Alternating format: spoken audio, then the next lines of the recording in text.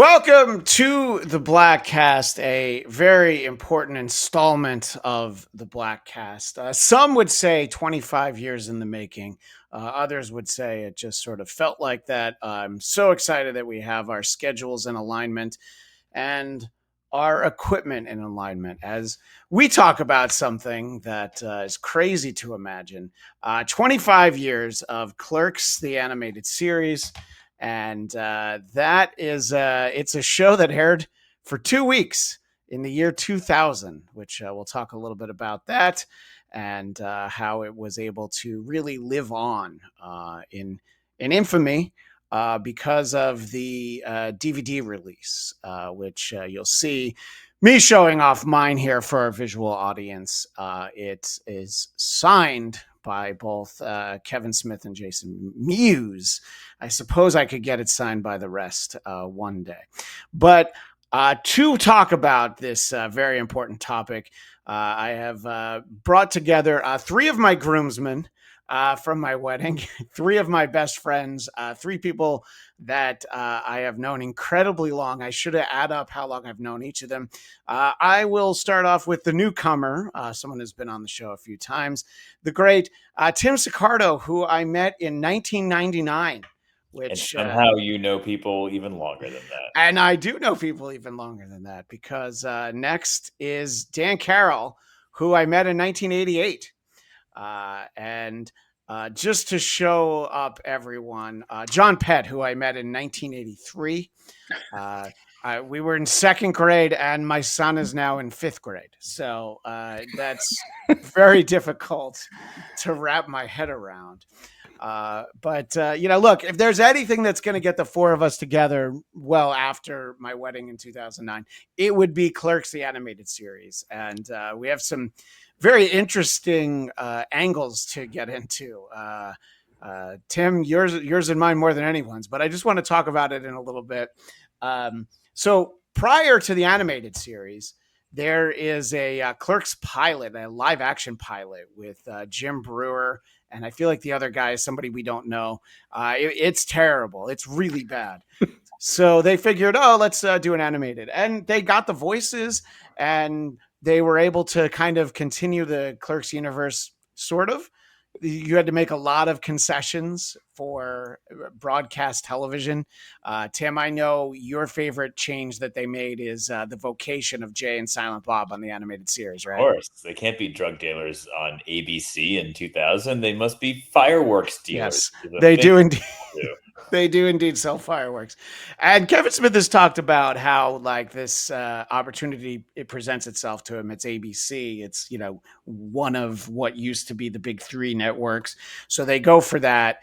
And they had been offered a guaranteed 13 episodes on the air for UPN.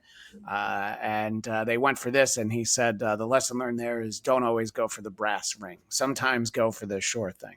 But two of these episodes aired, as I mentioned, and I was really looking forward to it. They had an ad air during the Super Bowl that year, and the ad kind of changed. You can find it on the DVDs, the final version, where it says coming this spring, and they cross it out.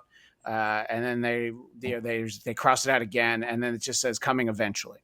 So it was released at the end of May in the year 2000. As luck would have it, exactly when I started a backpacking trip around Europe that I had long wanted to do. So I set my VCR at home for weekly, that time slot. Great. I'm going to get all the episodes. It's not going to be a problem. And I come home to find that I've got 2 episodes of Clerks, the animated series, and 4 reruns of the Drew Carey Show because they only aired 2 of them. And as we go through the episodes, it's a little bit of a How did we even find out when shows were canceled back then? It's not like, you know what I mean? Like now it's just like it's everywhere. It's not like it was like in the newspaper. Like how'd you even know? Yeah, I mean, I think that there were, message boards. So if I wanted to know Kevin Smith related things, I would go to the View Askew message board, right, Dan? And back in that era, that was, Kevin was pretty early on plugged in, and we learned a lot of the things we needed to know in those days from the View Askew message board, right, Dan? Yeah. RAC dot something dot something else. Rec.arts.clerks.animated. Yeah. And I do have a photo from a even earlier era of Dan and I outside of Quick Stop, Groceries, and the RST video. Now, Quick Stop's still there, but the video store is gone, right, Dan? Yeah, that's gone. And they painted it beige, but then they repainted it back to the gray color now. Oh, okay. So, I like that RST has both VHS and Nintendo. Yeah, I mean, because those are the only things that you would be looking for. And I think that RST catering to the ultimate niche audience. So I came back from Europe and probably caught up with Dan, and you were like, "Oh yeah, they only showed 2 of them." We must have caught up on that at some point. But the DVD came out before too long. It definitely came out in less than a year. I know that for a reason that we'll get to in a moment. And John, where were you in the spring of 2000? Did you try to catch these 2 shows, or is it more? For sure. And I'm sure that was your doing that I even knew about them at that point. But no, I was that was an interesting stretch. I was in DC that was my first of 4 times in the DC area. And I was a couple of months away from moving to New Orleans and flipping life on its head. So right, much like the Clerks do. So that's So the getting to see all 6 episodes, which we'll kind of go through each of them, and I'll ask each of you if you have a favorite episode, if you have a favorite joke, and we can focus on some things that held up and some things that didn't. But Tim, you and I have this crazy backstory with this series that very few people have. And it's why when I was like, I want to do a special on the shocking fact that this is 25 years ago, it was like, well, this has to be part of it. So I'm going to let you talk about what you remember of Clerks, the animated series, and when you watched it, and exactly what day it was. I'm sure I knew that it had aired on ABC, but I will say that, like many people, when Clerks came out, I was enamored by the idea that any jackass could make a movie and that it could kind of not be as polished as certain movie, as the indie boom or whatever. And it had that kind of thing that Tarantino had where people are just kind of talking about whatever and having realistic conversations. And that was nice. And I'm sure I saw Chasing Amy or some of the other ones, but I had pretty much checked out of the Askew universe. I saw what I had needed to see. So I don't have as much of a love for the source material as maybe everybody else on here. So it was the only time I really dug into these was, of course, on 9/11, because Christian and I we were living in the city, or at least outside of the city in Hoboken, New Jersey at the time.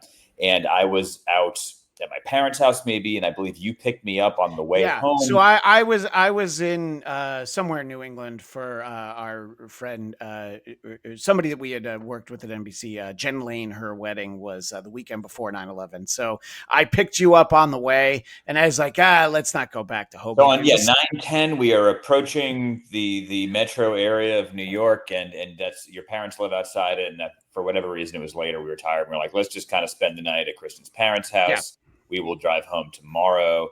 And then the next day we woke up and we're like, it's impossible to drive home because it's like military blockade around Manhattan because of the 9/11ing. And so we had a lot of time to kill in Greenwood Lake, and you had these DVDs of the 6 episodes and all the bonus stuff. Yes. So we weren't interested in watching the news anymore at that point. I'd seen enough news, honestly, to probably last a lifetime.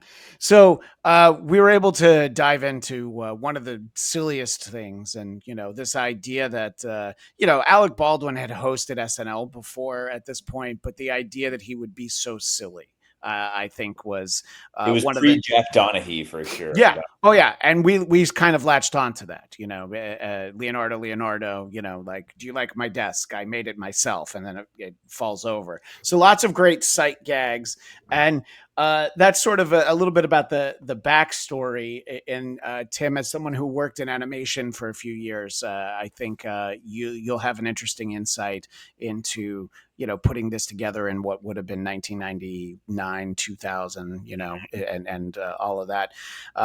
John, I know we watched this one of the New Orleans trips that I made. I think it wasn't the one that was for Mardi Gras, but it might, and I think it was Mardi Gras. So we were just hanging out at that house, you and Brad and some other characters who were lost to antiquity. So this is very well designed to, like, hey, do you want to sit down and watch 6 cartoons? It's going to take like 2 hours, maybe. 2 hours, yeah, yeah.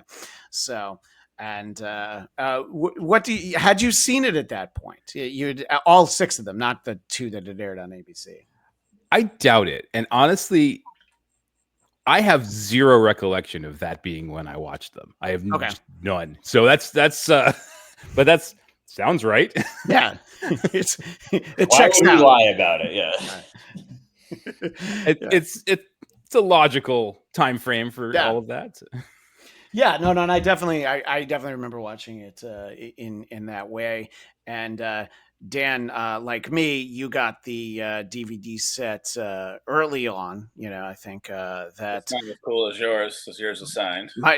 but you are in this picture with Jay Muse. One of the days that he worked at the early Secret Stash.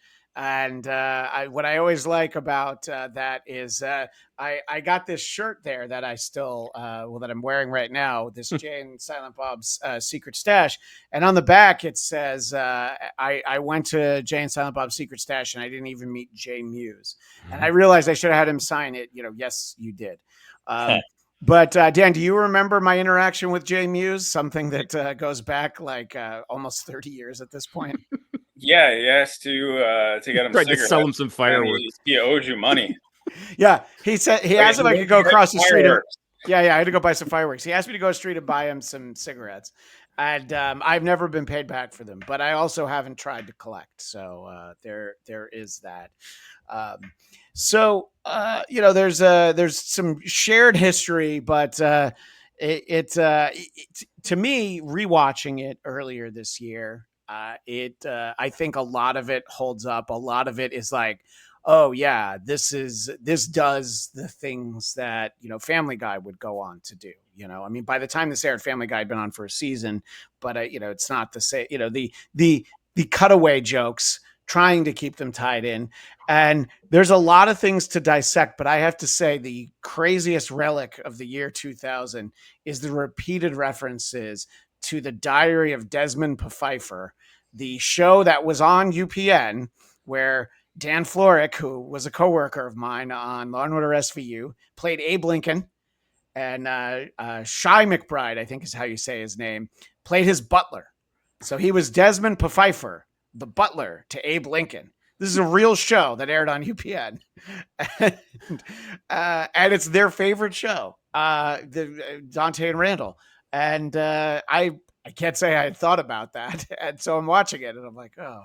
I'm going to ask each of you, just isolate a thing that in watching this, you're like, whether good, bad, and different. Dan, I'll start with you. What's something in rewatching this where you were like, wow, that takes me back, or I can't believe this was ever on TV, had a really strong reaction from you? Well, a lot of it, I thought, drew you into like the original Clerks movie. Like you got a lot of Clerks references throughout the series. I think they did a good job with that. And then some of the stuff, which I'm sure we'll talk about a little bit later, is some of the jokes you could not make today whatsoever. No. I got notes. Yeah, good. So do I. Yeah. John, did anything jump out at you?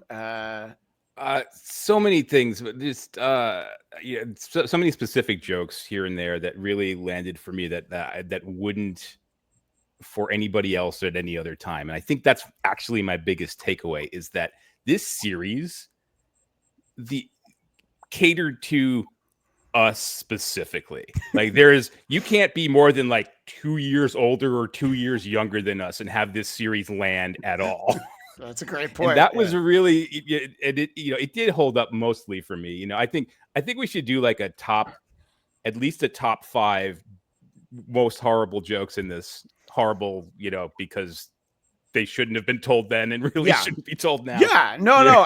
But, and I want you all to think about it. And because Tim, when I first said, hey, let's do this, I asked you, I want you to see if you can isolate from these 6 episodes the most wrong joke then that's still a wrong joke now, but possibly the funniest joke in the series. I don't want to put too much pressure on you. I mean, you won't, because like my biggest takeaway from this, I watched them like 3 or 4 weeks ago because we were going to do this early and then we rescheduled. Yeah. And I do remember being like, this is not good, but there were certain jokes that I thought were funny because there's just people behind it that are good at making jokes.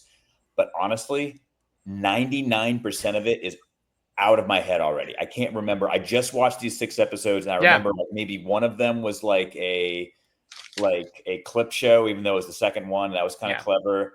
And the last one was very self-referential about this being the last one we ever make or something. Yeah, exactly. I truly don't remember what the rest of them were about because I just that's all right. We'll go through and talk a little bit about that. Yeah. So the second episode, the clip show, is the first one that aired.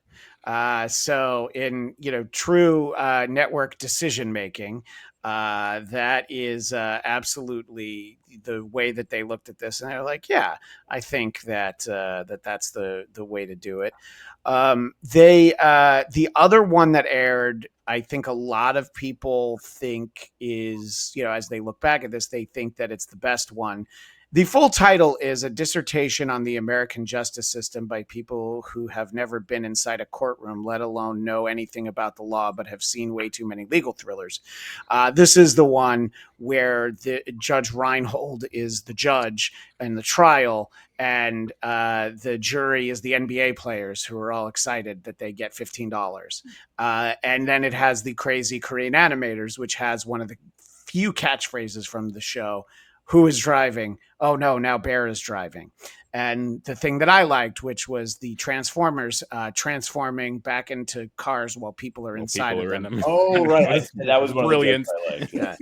Yeah. So yeah, and it's just stuff that, maybe we had all thought about before, but hadn't necessarily seen. So for me, there's a joke early in the 5th episode, which it has a really long title. They all do, but it's the high school reunion episode. And before the credits, they talk about the class of 1980, who went up into space and died in a space shuttle explosion, which is, it's a terrible joke in 2000, a tasteless joke in 2025.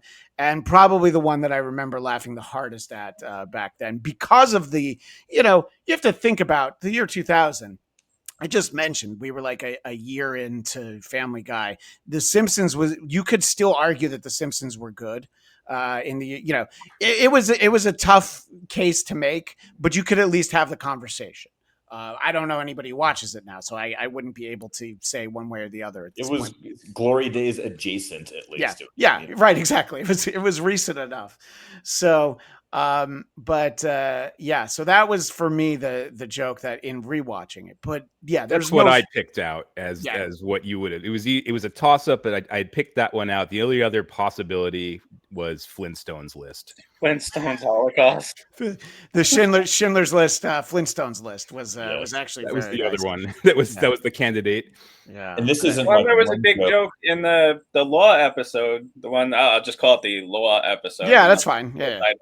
Where it was a black jury joke. I was so painful. Yeah. Yeah. And it was intentionally so, right? That was the point of it. But like, it just, oh my God. It was definitely an era where it was just like, imagine if we were racist enough to think this was real. You know what I mean? Yeah. It was like Sarah Silverman saying rape 10 times during her set, but being just like, I don't really mean it. Get it? That's the joke. It's ironic. Yeah. And I mean, this is a similar era that, gave us the Seth Rogen back and forth. Well, you know how you're gay. So like gay was definitely a punchline very much in these 6 episodes. There was 30 jokes in this. That's the punchline. That's probably the thing in here that holds up the least. Yeah. Is the gay jokes. And then there's a couple of like jokes about women that don't hold up anymore in there.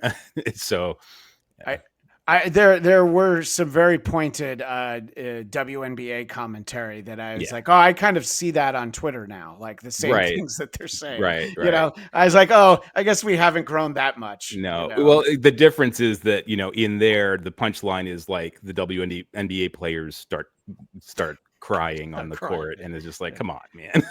None of them ever. Then it's like, come on. Well, even then, no one in that writers' room was like, "Hey, wouldn't it be funny if somebody threw a dildo on the court of a WNBA game?" No, that's too hard to believe. That would never happen. You're fired. Get out of here. I hate today. I'm sure it's only going to. That happened. Yes. Yeah, that is actually a thing that I thought it was a joke from the show that I forgot. No. That's a thing that is happening. Great world. Great world. Yeah, exactly. Well, what I was going to say to John's comment is it's only going to get worse. So enjoy it now while we still can. Was there, Tim, you're talking about how, a lot of the content in and of itself sort of disposable from a memory standpoint, but as you were watching it, did you think about anything that was like, oh yeah, this is still the way that we make animated TV shows? I don't know that I'm as proficient enough in animation production to look at a finished product and know how they made it. You know what I mean? So like I honestly don't know what the process is. Like when I look at it, I'm just like, this looks kind of cheap. It does, yes. It definitely, like, it's not like they didn't have the technology to make cartoons look good back then because, Lion King or whatever. But they certainly, like, went for a super cheap animation style, even though they were the ABC broadcast network. Yeah. It was still kind of the style in the States. We hadn't really fully embraced quality. But the difference between like this and a Simpsons is still light years. It's not like the Simpsons is like looking at an oil painting or something, but it's like, it's not this. And they make it a little bit stylized to make it seem like it's intentional, but it's actually just cheap. It's got the thick lines, black lines, the heavy line weight of like the outlines and stuff. Like it's definitely like, it makes sense to itself, but like looking at it, you're just like, looks like it cost $9. Was South Park out at the time? Yeah, so we were about 3 seasons in of South Park because that premiered in '97, and and that the whole thing there was, well, the pilot at least was literally cutting out construction paper and animating it, and then they used computers to do that, and look, I'm talking about how there was like basically 1 season of Family Guy at this point. Even if you watch that first season of Family Guy, you think like, wow, think of all the money that Lacey Chabert said no to by not wanting to continue to be the voice of Meg, and just how season 1, and then they replaced her with Mila Kunis, probably just because Mila Kunis worked for Fox at the time, and it was just great for her that she continues to still get those checks. But and like the animation is much more crude, but this.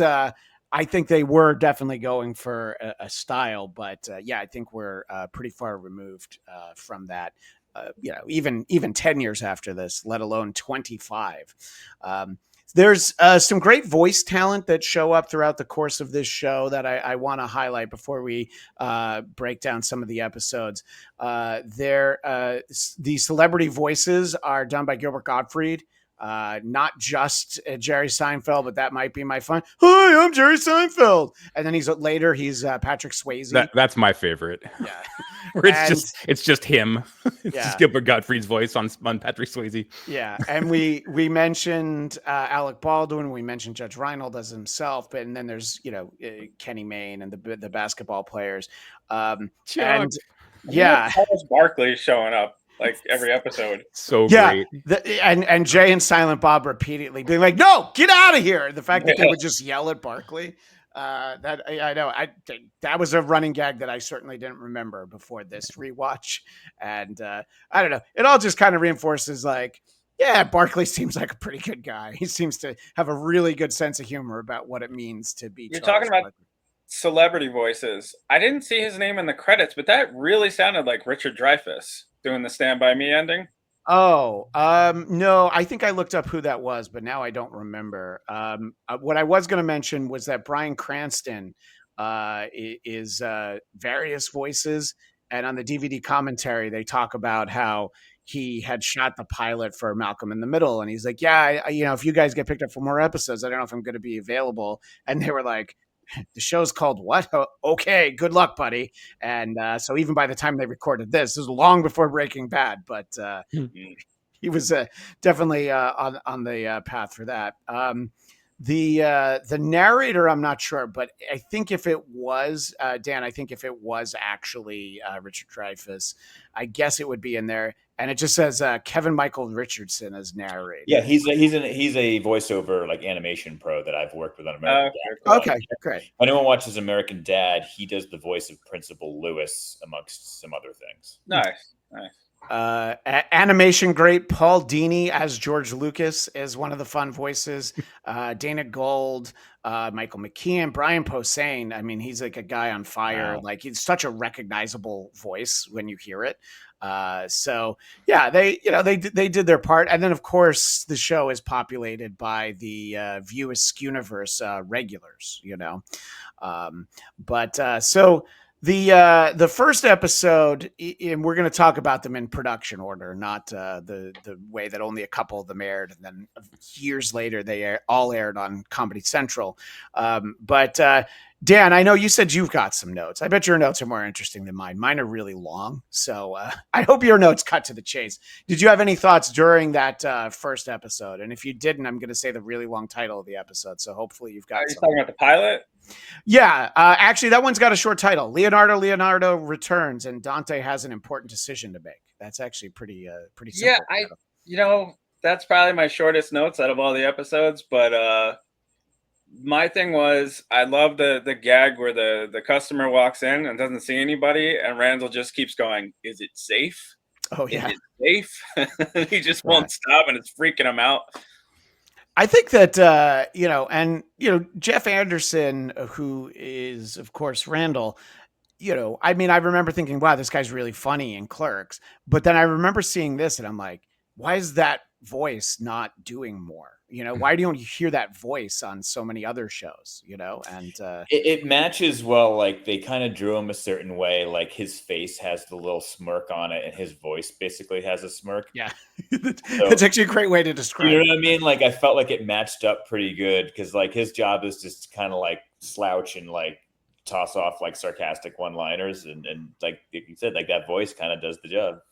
Yeah, and that first episode is the first reference to Diary of Desmond Pfeiffer, which is just such a crazy thing to think about. And also, like, they abbreviated it, like they called it like Pfeiffer, like the way that you would if you were a true fan. So like, it really making it hard for you to know what it is if you weren't paying attention to that one fall season in network TV history. And just because I was always just in awe that was something that, let alone like they filmed a pilot for, much less put multiple episodes on the air. And we were all like TV assholes at that point because it was like we were doing the NBC Page program, so it was like me and you and a bunch of other like TV comedy people who were aspiring, who were just like, "This is the dumb shit they're putting on air." So we were like very aware of Desmond Pfeiffer. Yeah, right, exactly. I mean, it's a classic of the early 2000s, and UPN in and of itself being a dated reference. It's I don't even remember. Paramount is the P and network is the N, but I forgot what U stood for. So it's not. I don't know if it's Universal, but it might have been. That's a great question. John, you have any specific thoughts about episode 1? Yeah, I mean, this is where we establish the premise that they should have taken through all of the episodes, and then they just kind of dropped it. The whole awesomely absurd idea of a billionaire supervillain targeting a convenience store and then like being undone by them somehow, right? Like, it's just, the whole thing is, it's like, that's the funniest thing in there is the premise to me. What was his logic again? Why did he take over a convenience Because they store? were a threat to his like Walmart style superstore. It's quicker stuff. Right. Quicker Yeah. stuff, So, and I mean, it was a great commentary on Walmart destroying everything, even then, right? And I mean, I think the funniest thing I remember from there is like his origin story in Canada with the native Canadians in maple leaf loincloths. Yes. And it's just kind of amazing. So yeah, one of a handful of catchphrases is Alec Baldwin as Leonardo just saying "Well played, Clerks." Yeah. And I agree that I think that could have been the structure had there been more than 6 of these. But I think that they just kind of went for whatever might have worked. Do you know if 6 was the order? Because I know it's animation, so you have to get them done a certain amount ahead of time. Yeah, I think, and I think that from, again, judging from the director's commentary, that there was specifically like a network guy who hated the show who would sit in on every read through, and after the 6th one, he's like, "Oh, I get it. They animated the show," and so I think that they certainly by that point they knew, like, okay, yeah, these are going to get made because they have to. But they probably were confident that they would. It's like, who would spend money on a TV show and not put it on the air?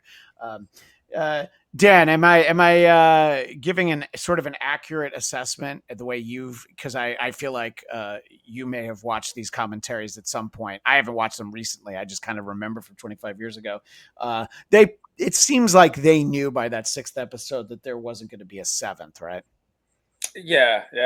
I mean, I haven't watched the commentary since the DVD first came out. Same. Yeah. But, one thing I wanted to bring up real quick, and it's just a little sidetrack. It's funny because I always thought the Quick Stop, like, that was it. They were the only Quick Stop around because in New Jersey, we don't have any other Quick Stops. That's the one. But about 2 traffic lights right before the actual Quick Stop, I was driving there the other day, and it kept freaking me out. And I kept looking, and Kate was like, "That says Quick Stop." I'm like, "No, the Quick Stop's down the road, and it's on the left, and this place is on the right, and it's green, and that's probably Quick Check." And we looked, sure enough, in big green letters, Quick Stop. Like, so, where did that come from? For those of us who've spent a lot of time in New York, Tim, perhaps Quick Stop became the famous Rays, the original famous Rays, the famous original Rays. So this one that you can see for our visual audience, this is the original Quick Stop, but there might be another Quick Stop that's much newer that they say original Quick Stop, just so that you'll be like, well, it says original on the sign. This must be the Stop Quick, it's a fast stop. It might even be just so generic a name that they can't actually like prosecute anybody. Yeah. Right? Again, I know that when Dan and I would go in there, we would always like talk to, it was always some guy working there, and they never knew that a movie had been made there. I mean, that's, like 3-4 years after the movie came out. I assume that many of them did know at some point, but it was part of the reason to go in there. The weird thing is that I've gotten to know Brian Johnson a little bit, and it's only a name drop if you're talking about View Askew Universe stuff. I've been at live shows. I've been on stage at the same time as him. I've been on podcasts with him. So it was very weird to hear him show up. He's Steve Dave, I think, right? That's Brian Johnson, and so it's like, and of course he still sounds like that. Has another great voice for animation. So that was there in my notes. Let's move along to episode 2, which is the flashback episode, which is the one that they decided to air for some reason. It is very funny, Tim, as somebody who appreciates TV, and I think you and I, all 4 of us, have probably seen our share of clip episodes. To do a clip episode in your second episode is a very funny idea.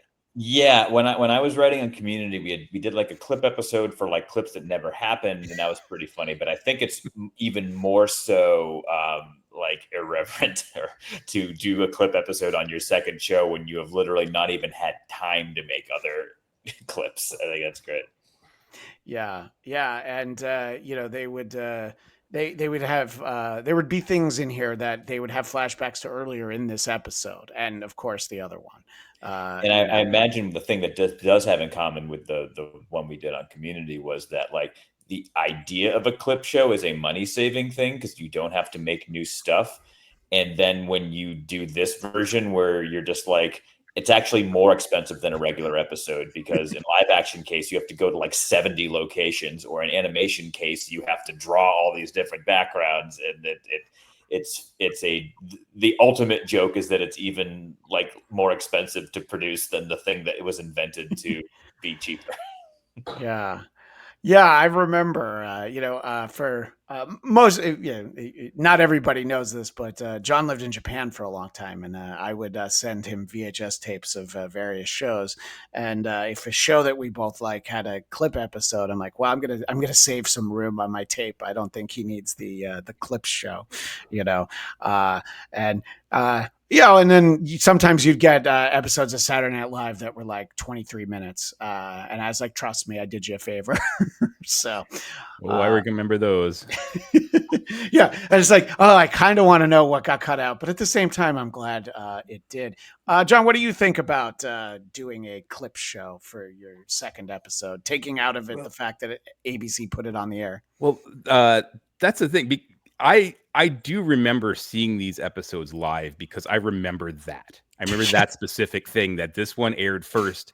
And so the things that they were actually taking clips of from what was supposed to be the first episode, we hadn't actually seen yet. Right. So it was, and then it was aired the next week. It was like, oh, okay.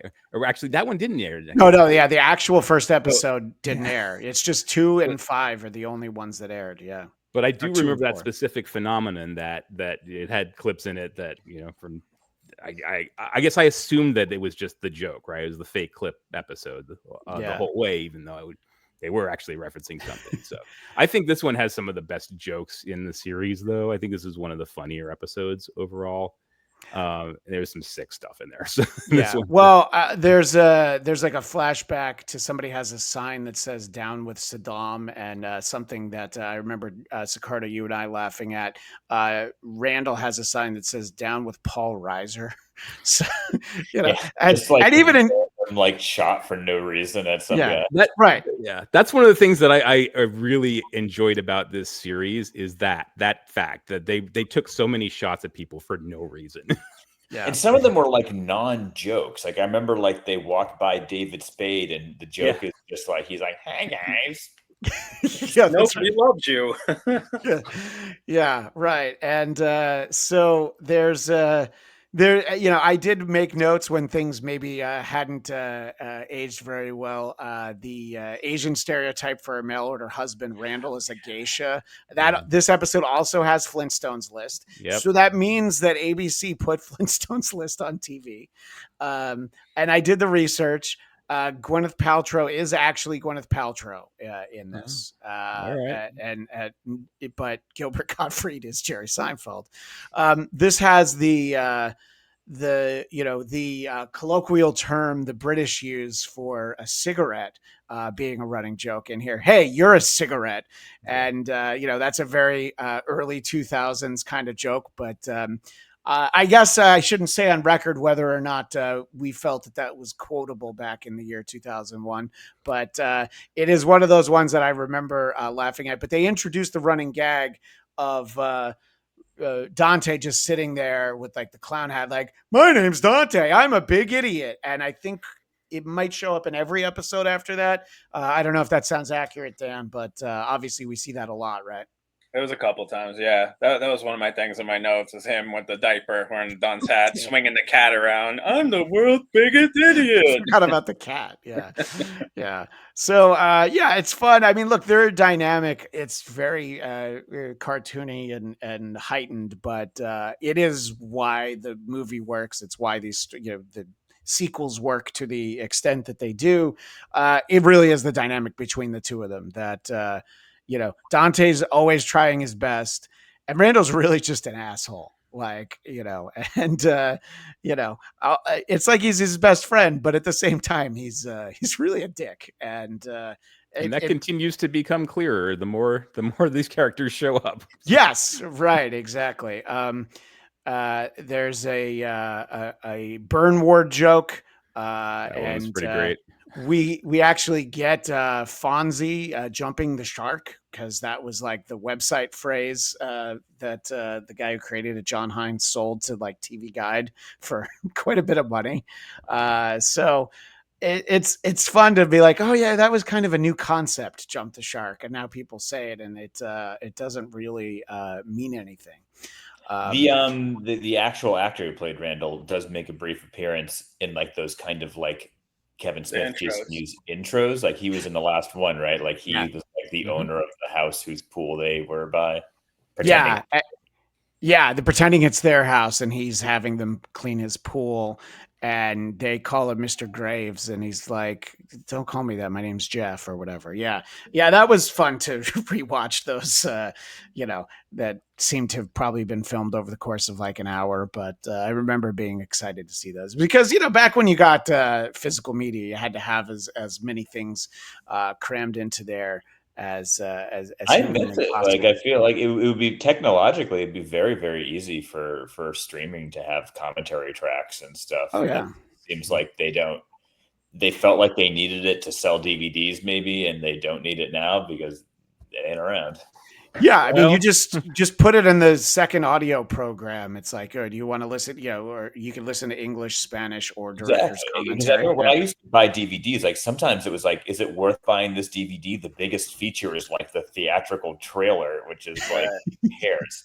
But like the good DVDs had so much stuff, and this is like for a 6-episode TV show, there's probably more special feature runtime than there are like the show. Yeah. For our visual audience, you can see that Dan never met a DVD or Blu-ray he didn't like. And if I was as organized as you, my shelf would kind of look like that, actually. Yeah, that's just one of the smaller shelf. The smaller shelf over there. You can't see, but there's a dip in the ceiling from the weight of all of his VHS and DVDs that are just upstairs there. I've actually started buying them again. Like very recently, it started occurring to me. Streaming services keep shooting themselves in the foot with content and just not offering things, right? And I'm like, some of the more obscure things that I enjoyed, like, I'm not going to be able to find those in any way. Yeah. So I started stockpiling cheap DVDs and Blu-rays. Well, and and it's like, they make adjustments to the content, and I'm very glad that I have full season sets of I don't know, the first like 10 to maybe 15 seasons of South Park, because there are several episodes that haven't been on TV in a very long time. One of them has a prophet that shows up in a holy book, and we have not seen him on TV in a very long time. But I don't really own that DVD, if anybody might hear. Before we move on, there were these fun, we talked about them yelling at Barkley during, these sort of like extra things at the end of the episodes. There's the rainy day fun, and it's the little boy and the little girl, and let's make a movie, and the line, take off your shirt. Yeah. And I was just like, I didn't even want to bring that up. Well, it takes me back to, Tim, early SNL, there was a recurring Buck Henry character named Uncle Roy. Just a straight up child molester. Yeah. And Uncle Roy was a child molester. Full stop. The joke was that he was going to molest those kids. Yeah. And I guess the joke was okay because it was Gilda Radner and Lorraine Newman, and they're like actually adults. But yeah, so take your shirt off is such a throwaway line, but it's very funny. Because you're so not expecting it in that moment, especially. Right. That's really what makes that line. It's just like, even you already got the joke, and then it's just like it hits you with that line, and it's just perfect. So. Yeah, at the end they just go right back to it. Yeah. So the third episode starts off with some viewer mail, and speaking of SNL, an SNL nerd would notice that the letter that they read came from Mr. Richard Fader in Fort Lee, New Jersey, who is the person who wrote every letter that Rosanna Dana would read on Weekend Update during the original cast. That's I don't know, Tim, that's me, you, and maybe a couple other people be like, I know that name. But and that's why, shows like this, and yes, even, Family Guy, South Park, and this would happen a lot with Mystery Science Theater 3000. You're like, who is that joke for? Is it just for me?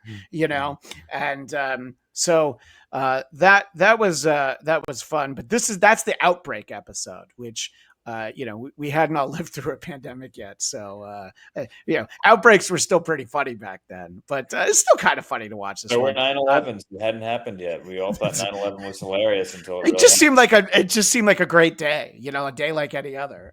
But John, did you have thoughts on that Outbreak episode? I don't know if Dan can organize his notes while we ask. There's a couple of things. One of the mailbag questions is from Jen Schwalbach. Where are all the women? Right. And at that moment, at that time, I would have had no idea who that was. Right. Correct. So that jumped out at me this time. So that was fun. I still don't know who that is. So that's his wife. That's Kevin Smith's wife. Sorry. Yeah. The two things that really jumped out at me are the Jay and Silent Bob kicking Barkley's ass. Yep. Which is it's a recreation of the scene where Sonny kicks Carlo's ass in The Godfather, almost frame for frame. It's brilliant. And I don't know if I caught it then, or if I did, I totally forgot about it. That, and then Lando. Lando is just amazing. The idea that they're token black characters, of course, named Lando. And wouldn't let him talk the whole. They wouldn't let him talk. Yeah, and we do get to know Lando a little bit, and that's another example of we are living in the age of irony, where it is a show that's made by a bunch of white dudes, starring a bunch of white dudes, but by the fact that they mention that, it insulates them from making jokes about how they have a token black character and no women. That's we found the loophole. Yeah. Yeah, I mean, at this point, we'd had 6 seasons of Friends, and you go what is this part of Manhattan that they live in that there's no black people? They don't even see it. And then Aisha Tyler comes on for a guest arc, but it's oh, okay, so this is gonna make up for it now. The girl from Talk Soup is on, so obviously, yeah. So, Dan, did you have specific thoughts on episode 3, the Outbreak episode? I just had a couple notes. I put in. I like the whole joke, the gag with Jay and Silent Bob doing the helium, and Jay's talking really high pitched, but then Silent Bob just nothing. It's you gotta talk for it to work. And then go ahead. That's when we had Gilbert Gottfried doing the Patrick Swayze on the horse. Oh yeah, that's right. Yep. And then I guess was that James Woods doing? Yes, the voice? It is. I had to look that up. That is actually James Woods. Yes, that one had to be. Yeah. And then my other favorite joke in there is they call up the mayor and he's dressed as Mayor McCheese. Yeah. And the costume's I just came from a costume party. And that has the line that has also endured beyond this show, that nothing can kill the grimace. Right. Yeah. So and there's they use the two giggling girls here to go over I think it was Dante's sexual history. By the way, Mayor McCheese, that voice is Al Franken. Which if there was ever anybody destined to be Mayor McCheese, that makes the case. So the 4th episode to me is the best one in terms of standalone. This is very funny. It has good jokes.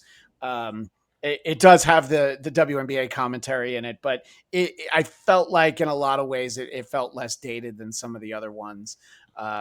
I don't know if anybody, if any of you had another one that you thought was the best one, but this was the other one that aired. So this is the one that I think a lot of people, knew about. The idea of having Judge Reinhold play Judge Reinhold as the judge of the court case is all very funny. And then they have him at the end, out of Fast Times. I thought that was well utilized. What's funny is I remembered that joke, but I think it got scrambled in my brain that I thought it was an Arrested Development joke because it feels like it might fit in that show. Yeah.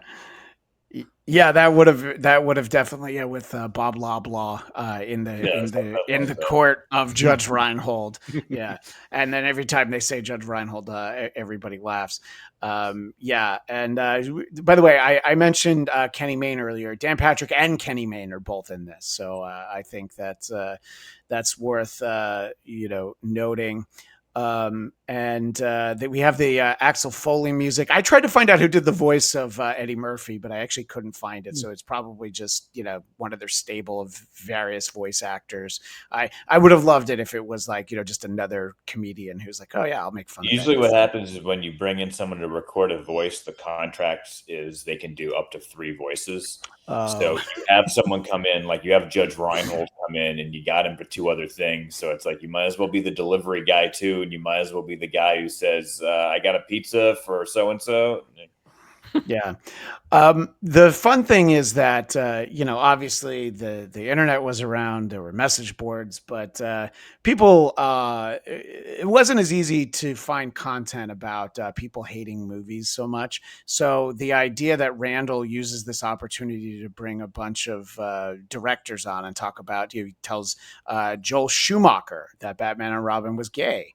And again, in 2000, that was that was film criticism. But talking to George Lucas, this is we'd only gotten one prequel at this point, and just sort of making the case that I think a lot of people asked. That's a good point, because like now it's like everyone in the world can take pot shots at celebrities while they sit on a toilet. Yeah. But like back then it was like to be taking digs at these names in mass media was like, oh wow, these guys are irreverent. Yeah, no, and I mean, I think that that was definitely, trying to watch this in the context of what it was like to watch it then. I'm like, oh yeah, I kind of remember that.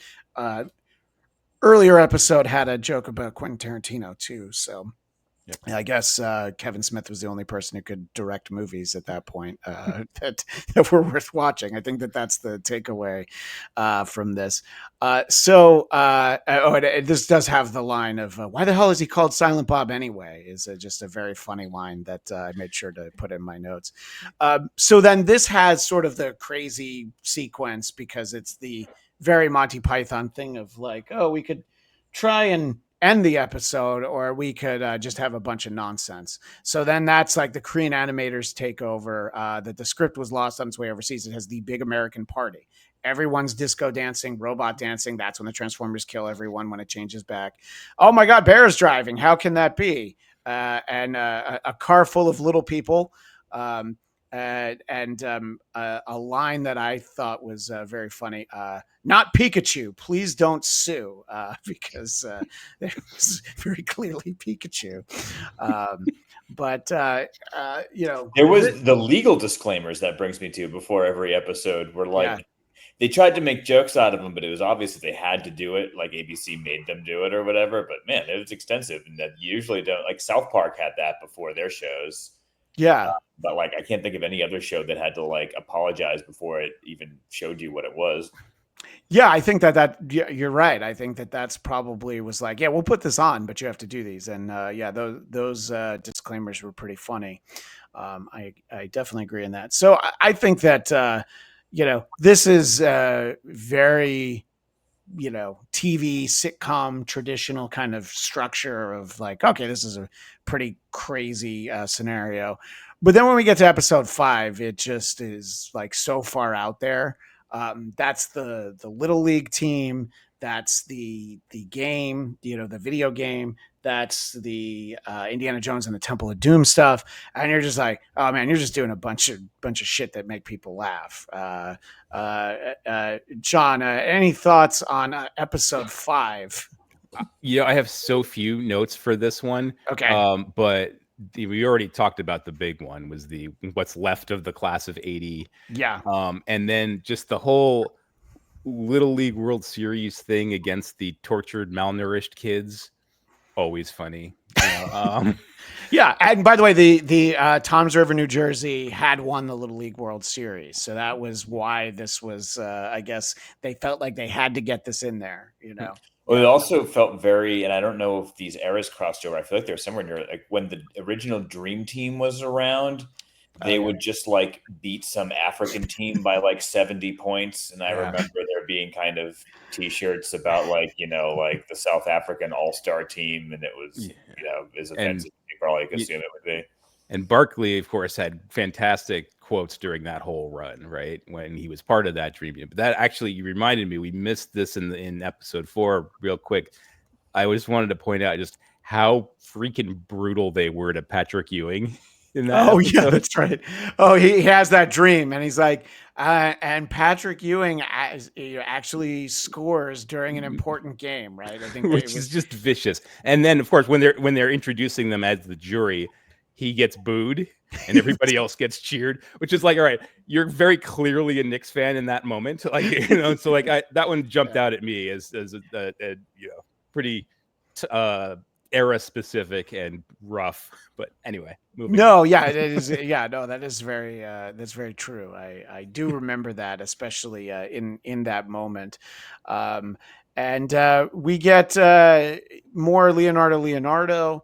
And this is when they start really kind of leaning into this idea that I guess Leonardo might be gay. And he wakes up at Dante's house, and it's like, oh, all we did was talk. And, there's, I don't know. I mean, I wish I had thought of this before I rewatched the 6 episodes, just a tally of punchlines that have the word gay in it. I mean, that are alluded to that. But I don't know. I mean, I feel like Leonardo was a very funny character, but it's hard to not compare him to Mr. Burns, Tim, right? I mean, that's like sort of the ultimate, like crazy animated, multi-billionaire. Yeah. There's a live action. It's Jimmy James on News Radio. Oh, yeah. One, but like that is kind of like a comedy archetype, is like the out of touch billionaire boss. Yeah, no, exactly. But I mean, it's still very funny. It just, you feel like they're like, oh yeah, we gotta. How many episodes was Leonardo in out of the 6? Was he in all of them, or just like only? No, there's. I don't know that he was in the courtroom one. I don't know, Dan, if you have a yeah, he wasn't in all of them. He definitely wasn't in all of them. Yeah, and so there, there's this this weird. This weird storyline about Randall plays this video game, and then he gets taken away, and then it's he's having to do hard labor, which just conveniently is just up on the hill near where the Little League team is playing. I'm not trying to poke holes in it. It's just more like, all right, I guess if you want to poke holes in it, then the team that was like in slavery who ends up they end up playing for the Little League World Series. How did they qualify if they were in slavery the whole time? Anyway, moving on. That is a great point. And I like that we see Star Wars style Force ghosts at the end who won't high five Barkley, which I thought Obi-Wan. At one point, Randall is reading a magazine called Showering Asians, which I just thought was so that. Yeah. And the whole ongoing thing was, the whole running gag with that was he kept turning all the girls he was with into lesbians. Yeah. Yes, that was definitely the running gag. And he didn't get it. Like, he didn't understand that it was all in a reaction to him. Yeah. And like Tim, like you were saying before, this is where you really see how Randall is such a dick when he's supposed to be Dante's best friend, because he's like, oh, this is some secret service thing. He's like, it probably won't be uncovered for another 50 years, so bye forever. He's like not a care in the world. Just some of the opposing team names, Little League team names, were funny. The one that I want to highlight is the Handicapable Lions, which I thought was very funny. But look, I mean, they're all fun. They're all like very, Tim sort of illustrating how it's like in one ear and out the other. You know what I mean? It's because I have the notes, it helps. But it was all very fun. It's not like I watched any of these, and there are some Simpsons seasons. There have been shows that I've watched, and I'm just like, oh, I might be done with this show. This show only had 6, So at no point do I feel like they wore out their welcome. I think that the sixth episode, I did a special for a network called Geekscape that I do a lot of content for, and one of the hosts thought that episode 6 was their favorite, and I'm like, oh, that's kind of interesting. There's definitely some good stuff to it, because then this has the Spade Nobody Loves You joke, episode 6. So that's pretty early on, and then they're at a convention, and then a lot of questions about how the show is gay, including the question, when will Ellen be guesting on your very gay show? And there's a joke about Sports Night. That was the one that jumped out at me. Yeah. Like, they wouldn't put a bad show on the air, even if they own it. So I thought, I do remember I made this note, and Dan, tell me what you think about this. J Muse sounds awful in this 6th episode. He was very consistent in all the other ones, but it's no secret the demons that Jason Mewes had through the mid to late 90s, and really like a lot of that first decade of the 2000s, drug substance problems, all sort of that, fairly well on display in this 6th episode. Wouldn't you say, Dan? Yeah, I really didn't notice until you just said that, but I had actually showed him that picture that you had of all the 3 of us, and I think it was only like last year I'd showed him, and he was like, oh man, he's like, that's when I was using. So I mean, he's very open about it. Well, I mean, look, you'd have to be on something to have unfettered access at a comic book store and pick out the X Factor T-shirt of all the ones that you could have worn at that point. At the very least, X-Force, maybe a classic New Mutants, but I digress. But I still have one of those Jolt Cola shirts that you're Me wearing. too. I was definitely looking at like Jolt Cola, Mighty Mighty Boss Tones. We are in a certain era. Yeah, and that's where I used to get my Jolt, was at the Quick Stop all the time, and then disappeared. Yeah, no. R.I.P. Jolt Cola. Oh, actually. Oh no. It is. All right. Awesome. I sit corrected. So yeah, but it's like more. Is it more like an energy drink now, or what's? Yeah, now it's 0 sugar. Oh, what's the point? That's half missing the point. It tastes like a lighter Jolt. It doesn't really even taste that diety. Someone And just what I do is I add grenadine to really it. different thing. To Tim's point, yes, somebody probably just bought the logo, the IP, as it were, and like, we'll put rebooting. A couple companies kept buying the rights to Jolt for a while, and then they would lose the contract, and somebody else would pick it up. Yeah, so it's been regurgitated in different forms, throughout. Yeah. What I do like about this episode is the running gag of like the phone ringing, and it's like The Matrix. Neo. We don't have to talk about the Matrix. We could just talk about girls who broke our heart, Well, there was one beat where he's like starts with a fake voice and then reveals himself to be, whoever that character's name is, Morpheus. Yeah.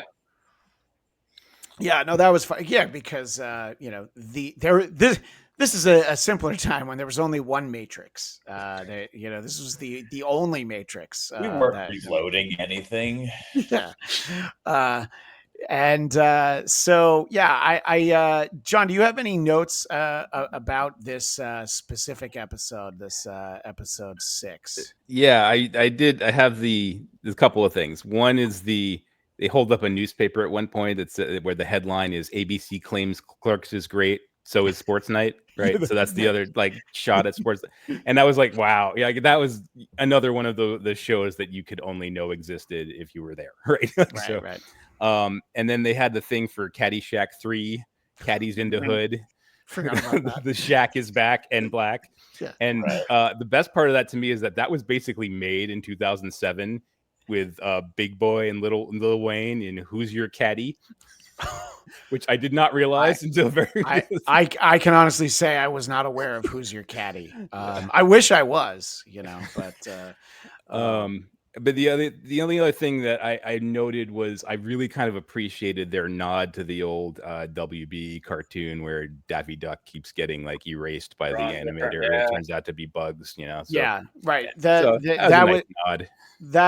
that cartoon, that short is called Duck Amuck, and that is this is very clearly a reference to it, and that's the thing that that I referenced earlier, the executive from ABC who hated the show. When they have the reveal that Jay and Silent Bob are like animating the show, he's like, "Oh, I get it," which it's not like the greatest idea ever, but I don't know if that's really the way to share that note with the creators is at the read through. But I've heard some crazy things at some read throughs, so I guess it might be par for the course, and. So yeah, so we have of course get to have a Bill Clinton impression, references to Star 69, which kids, it didn't mean what you think it means. Right. It was my note there next to that is, how old is this show? Now I know how old it is exactly, but it's just that was the if you were prank calling people, you had to cross your fingers that they didn't notice Star 69 and see who calls. Yeah, unless you did Star 67, which then you could that was like you could beat it before they even did it. Yep, that was the like Batman's utility belt with the shark repellent was Star 67. Julia Sweeney from Saturday Night Live does the voice of Caitlin Bree, Really? who people know from the Clerks film, and both. Let's see. So the Pinheads from the film Freaks are two guys from the Kids in the Hall, Mark McKinney and Kevin McDonald. And it was one of those things in watching this, and like, I'm sure that those are those two voices, but I looked it up anyway just to be sure. Dan, I think when you hear those two, especially Kevin McDonald's voice, like, you're the asshole, like no one sounds like him on earth, so. But that was fun. Did you have specific notes and or thoughts on episode 6, Dan? I like the whole the fair thing that was going on, with Caitlin Bray, and he couldn't get out to meet her, so she's just like sleeping with everybody. I do. But then you get Jay and Silent Bob kept coming back in talking about how bad it was. Like, this fair is so gay. Well, one of the quotes I have, it's all spin art and pony rides for gay little kids. Right. One of the they come in with like tickets wrapped around them and little spinners, but my favorite line was when he finally figures out that Caitlin's cheating on him again. He's like, what the hell is that? So much for Dante and Caitlin, Part 2, Electric Boogaloo. And I mean, the amount of time since the year 2000 I've referred to a Part 2 as Electric Boogaloo. I try to mix it up occasionally on this podcast, the Bladtcast, and refer to a Part 2 as Book of Shadows, because that's the sequel to the Blair Witch Project that I don't know, Dan, no one saw, or you saw, and no one else that I know, right? Yeah. Oh, you've got it on just standard DVD, or do you have the 4K Blu-ray? I think I got the Blu-ray and the DVD. Of course you do. Do you have the VHS?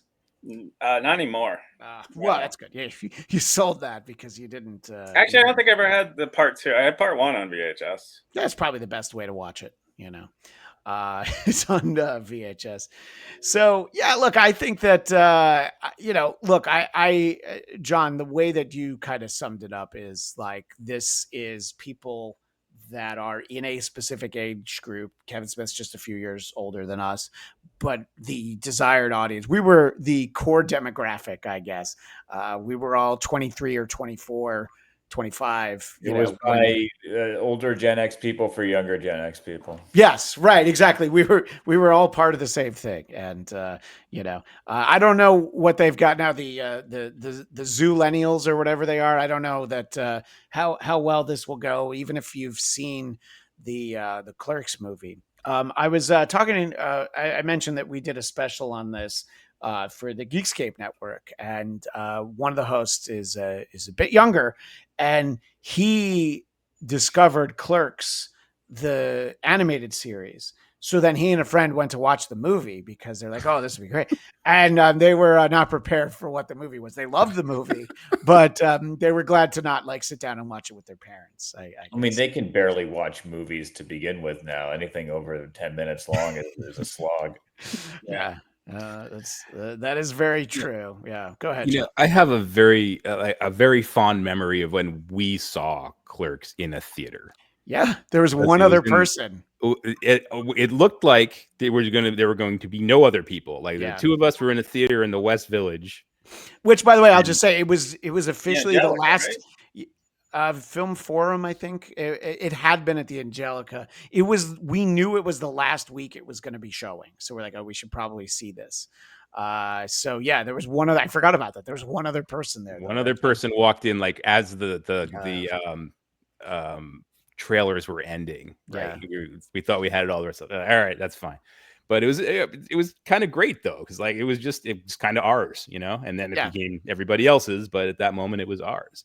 And the other thing that I wanted to point out, I came to this realization years later once I actually saw Kevin Smith, do one of his Q&As or whatever, and one of his things where he just talks, right?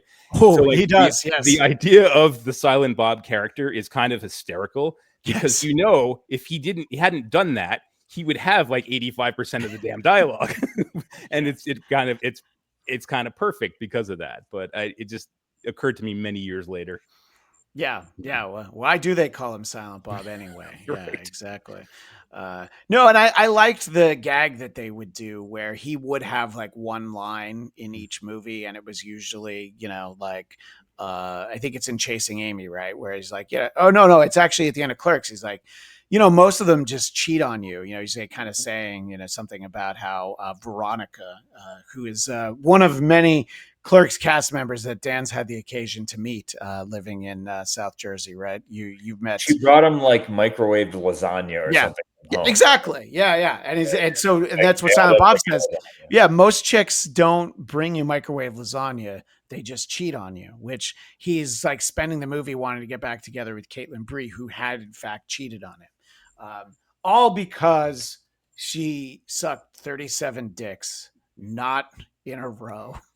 But anyway, so but I haven't seen Clerks in a minute. Maybe that's Veronica who did that. Yeah, that's Oh, Veronica's the 37 dicks, but Caitlin Bree had just cheated on him, and she's there with I can remember the character name. Rick Darris was the guy, right? Who's like wants to like just go have sex with her under the boardwalk. Yeah, right. And Dan's like, no, I know all of these people. I run into them at the Quicker Stop. Yeah, literally. Yeah. Don't forget about Snowball. Yeah, I mean, we did learn a phrase, which was that guy Scott Mosier? He was that's Scott Mosier. Right? Yeah. So he got to be Snowball, and they explained that. And I'd never heard of that before that movie, but it is a phrase it's a term that gets thrown around, and I feel like we can thank Kevin with Smith. less internet. Like there was less like everybody knows what a rusty trombone is.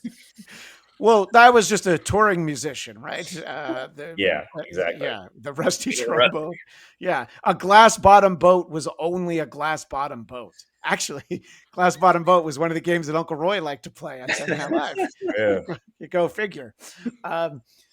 Anyway, so yeah, I don't know. I mean, I was glad to have the excuse to rewatch these. The idea that it's 25 years ago that it aired, putting it in the time and place that's like, right, I couldn't watch it because I went backpacking through Europe, which Tim, I know you did a year or so after I had done that. And, it's always one of those, it wasn't like, oh, I can't go on my trip. I have to watch Clerks, the animated series. But imagine if I had done that. Always connect it with like the 9/11 of it all, and it like being like a well-needed few hours of laughs. Yeah, we didn't get up and watch it again on 9/12, but we probably did find something else to laugh at, at some point. I'm sure we watched every single one, then we watched every single commentary, and then we watched whatever other video good bits there were. Yeah. Well, there are animatics on this DVD. That was probably back from when I didn't even know what an animatic was. That was probably the first animatic I ever saw. It's definitely how I learned what that was, which what's the best way to explain that, Tim? That's like in animation. It's like a quicker animation step before you go out and make it look beautiful. It's usually black and white, hand drawn, just so you can kind of see the episode up on its feet before you ship it off to Korea or whatever to spend months of time fixing it, and making it look like the actual show. Yeah. Well, this seemed like a great occasion to get the four of us together. Two people with birthdays of October 24th, and another guy whose birthday was yesterday. Happy birthday! Happy birthday, Happy everyone! birthday. But I wonder because I know the answer for two of you. John, have you seen the new Naked Gun movie? No, Um, I have a toddler. I know you do. I don't get movies But anymore in Tim person. and I were talking about it the other night when we got together, and Dan and I were trading texts. If John does get a night out at the movies, would you say that this is a fun one that you should Of check course, out? I was going to say, like, I understand that, like, any event that you might want to go to as a parent of young kids, you have to decide, is it babysitter worthy? Yeah. And maybe movies at all aren't babysitter worthy for you, but if any movies could be, this one is. It's a great time in a theater with other people to laugh out loud. It's so fun. I honestly was very close to going on Tuesday. I wasn't working, and it just couldn't make the timing work. But I actually looked up times with that in mind. So that's the first. So I'm step. I'm glad to hear it's worth it. It'll be funny when you see it on your TV Yeah. in your living room. But like, it was one of those, oh shit, I haven't sat in a theater in 10 years where everybody just laughed for 90 minutes straight. That's wonderful to hear, because everybody seemed to be just afraid to do feature length comedies at this point. And I was a little bit concerned. I saw one quote from David Zucker, I think, that made me a little concerned. He's like, well, it's not how I would have done it, but I'm rooting for them. Like that. Yeah, I would have done it like I did it in 1989. Yeah. Yeah. It would have been this is slower and with different references. This is also the guy who made a film called An American Carroll, starring Kelsey Grammer. So he had his heyday, and I'm very pro David Zucker. He borrowed my office once for a few hours because he was a guest on the radio show. But I think anyone who appreciates, yes, the Naked Gun movies, but also the 6 unbelievable episodes of Police Squad, which I know John and I have talked about and watched and rewatched many times. Dan, it's consistent to the legacy that anybody sitting down, you felt that it was worth the time, and some great laughs, right, Dan? Yeah. I actually went to see it. I don't want to say by accident, but I really didn't plan on seeing it in the theater. I was definitely going to watch it when it came out streaming or buy the Blu-ray. But I kept trying to see that movie Weapons. Yeah, That's out now. But every night that I would attempt to purchase my tickets in advance, it's all the showings are like sold out outside of like the front row. So I'm like, you know what? Let me just go see Naked Gun, and I'm so glad I did because it was great. Like it Nice. kept to that like original style of jokes, and from back in the Zucker days. Yeah, and It's their style of humor, but it looks more modern, and the targets of the parody are more modern. that's Right, and I thought Liam Neeson did a great job. Yeah, Liam. Yeah, no, he's Really great. funny. Yeah, and Pamela Anderson's very funny. And there's the great joke in the trailer, so it's not a spoiler. When everybody's looking up at their dad, and then the one guy looks up at OJ and just shakes his head.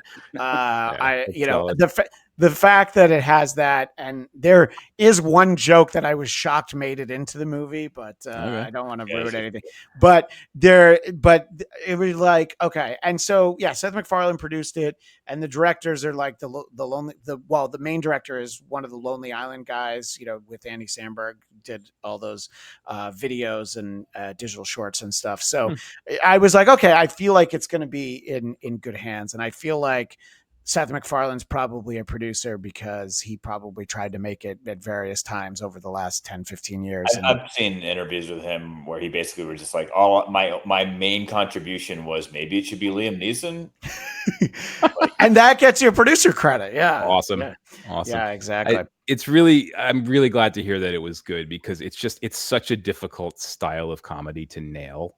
And even if you do, it's an even harder one to sustain. I mean, like when Angie Tribeca came out a few years ago, the first season was, I mean, it was perfect to me. Yeah, Like, I it was agree. exactly this style of comedy, and they nailed it. And then it became one of the worst things I've ever seen in the subsequent seasons. Well, And it was just can't keep it going. You know, it's hard. This movie was like a tight, like sub 90-minute comedy with like 87 minutes or something.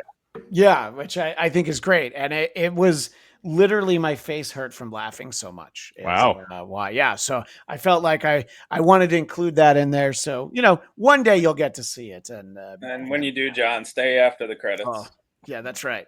That's true. And if you're at home watching, it'll be very easy to stay for after the credits. Yeah, don't leave your house after the credits. Yeah. In any case, yeah, I wanted to, because I knew that the three of us had seen it, and I just assumed you hadn't. Fair. Because, but I would say that it is a good 87 minutes too. The 90s are back, baby. We got new Happy Gilmores. We got Naked Gun. We're talking Clerks. Yeah, that's true. What else is going to be back from the 90s? Third Eye Blind, probably not. But in any case, Tim, if people want more of you, they can find you on past episodes here talking I'm about out there. Saturday Night Live. Googleable, or even the other search engines. You can find me. Alta Vista, web crawler. We'll see. I might be on the what's the internet database, the Wayback Machine. They can find InsideJoke.tv on the Wayback Machine. I think maybe. I don't know. I think I tried and I didn't find it, but I had that thought. Yeah. Well, I'm sure that everything would hold up through the lens of today, Tim. There isn't anything that we would have to be like. No regrets. Yeah, no regrets. Always move forward. And Dan, you can be found on episodes of this show talking about Beetlejuice. I think were you on to talk about one of the Leprechaun movies? I can't even remember. Yeah. So we've had you on a few times, and one time we talked about Frankenhooker. That was a long time ago. Yes, wow. But the VHS box of which that if you push the button, it just said "Want a date?" So got a 4K release coming out. Well, thank God. I'm so glad. I can sleep now. Yeah. The 4K transfer of the dirty version of Dirty Cut. Tim knows this. I can't. I'm just saying I can't watch the fucking movie because there's no audio on the Blu-ray version, and I guess my DVD player isn't good enough for 4K, so I can't actually watch it. I'm still trying, and I'm going to do an episode about it eventually with our Tim and my friend Bill Narducci. What were you going to say, Dan? So maybe you guys can clue me in a little bit on this, because I caught it for a quick second, and I don't know what episode it was, but one of the Clerks episodes, you see a black screen, and it says... this item was stolen, or Frasier stole this item, or something. I looked it up, and it has something to do with a Frasier animated series. It was like some kind of tie-in joke. Wow, I can't. Apparently, it's something about Frasier stealing a time machine, and then they have to go back and fix things. So they somehow spliced that in with the Clerks, one of the Clerks episodes. I really wasn't getting it all together. I saw that and I didn't get it. Like I knew I'm missing this, but I so didn't get it that I didn't even remember, and I didn't put in my notes, hey, look this up. So you know more than we do, I guess, Dan. Unfortunately, and obviously everybody can be found on social media. And John, you joined me for a conversation with the great Kenneth Johnson. Where we talked about what was then the 40th anniversary of the original miniseries V. And boy, there you want to talk about a piece of art that life has imitated. Continues to every day. More and more. It's terrifying. But Kenneth Johnson, also, I've done episodes where I've talked to him about he created and was executive producer of the Incredible Hulk live action show. And Tim, he also directed Short Circuit 2. Not Short Circuit 1, but Short Circuit 2. So that's what should have been called Electric Boogaloo. That's actually a great point. But does anybody have any specific? I don't think anybody has media handles that they want to be found. Tim's like, yeah. If you want me, you go find me. I like that. I appreciate that. And I will, I wear many hats, but one of those is I own a record pressing plant now called Out of Wax. Yes. And so you can find me and my business partners on there at OUTTA Wax on most social media. So. Yes, and what has been pressed, or what is there anything that people should know that you guys put out? I know things that you wanted to, so I'm not going to say any of those because I don't know if they actually happened. So there's a lot in the works. The plant's based in Minneapolis, where I am not, and so a lot of things have been great local bands. The best known things that we would have done, we did a Superchunk single. It was a tour single on their last tour. And we that was the biggest one, I would say. Right. Well, I know some of the things that are in the works, so hopefully it all comes to fruition and people can find Out of Wax. And then you also have a very thorough discography website that I guess people stumble across and send you messages every once in a while because you have an extensive vinyl collection. So you will write. It puts Dan's Blu-ray collection to shame. I would have to say, having seen them both. Yeah. Pet Discographies, PETTE. I've been running that since 2007 somehow. And wow. It is currently extremely out of date because of all of the other things that are on my plate, including the record pressing plant and the third master's degree. And don't forget the small human life that you brought into the world. Yeah. But the updates are actually happening now. But yeah, I'm pretty known with a small community. If you collect Sub Pop stuff, then you probably know me. But that's right. Exactly. Well, I appreciate that, and of course, smash that like, y'all, and subscribe. You cowards, I believe is the way we're supposed to talk. I dare you to subscribe. Yeah. Oh, you don't have the balls to subscribe. You're not going to click on that bell so that you get notifications when we go live. You'd never do it. Someone like you couldn't even dream of doing that. And you can, of course, find it wherever you find podcasts or on YouTube, Bladtcast. And I'm all over the Geekscape network, doing a lot of Marvel content and also some other things. And the show that I have been co-hosting for a little more than 2 years now, Who Are These Broadcasters, is live Tuesdays at 2 p.m. Eastern, 11 a.m. Pacific on the Who Are These Podcasts YouTube channel. It also exists as an audio podcast, and I'd be remiss if I didn't promote the thing that actually makes me money. 100 Songs That Define Heavy Metal, hosted by Metal Blade Records CEO Brian Slagle. You can find that as we go through the world of heavy metal, and including an episode with Nick Turzo, who was an A&R guy who signed Alice in Chains. I mentioned that episode to John, and I'm mentioning it again because I sat next to him at dinner last night. So it's very like, oh yeah, we've actually met before, just not in person. And he's also the guy who signed Alice in Chains. So very fun. You can find stories like that there. Well, we've more than overstayed our welcome. Thank you again, Tim, Dan, and John.